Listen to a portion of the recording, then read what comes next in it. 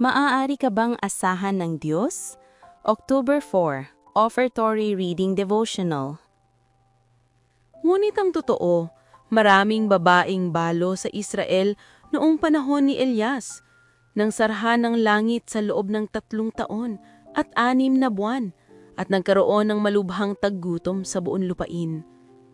Ngunit si Elias ay hindi sinugo sa kanino man sa kanila, kundi sa isang babaeng balo sa Sarepta, sa lupain ng Sidon.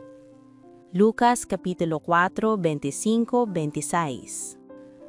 Ang mga salitang ito na binanggit ng ating Panginoong Hesus ay napakahalaga para sa atin na nabubuhay sa mga huling araw at pinagkatiwalaan ng natatanging katotohanan. Bagaman maraming mga babaeng balo, negosyante, mag-asawa at mga walang asawa sa Israel na maaaring nag-alaga kay Elias, pinili ng Diyos na hindi siya ipadala sa kanila.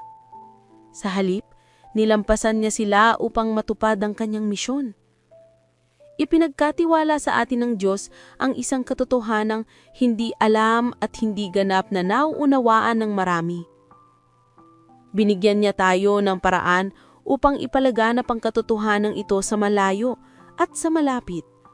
Kung tayo ay mabibigo na suportahan ang pagpapalaganap ng katotohanan ito, lalampasan tayo ng Diyos at gagamit siya ng mga taong hindi natin inaasahan upang tapusin ng kanyang gawain.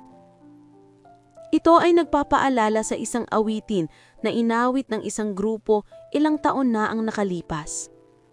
May isang linya sa awit na nagsabing, "Maaari ka bang asahan ng Diyos?" Panawagan.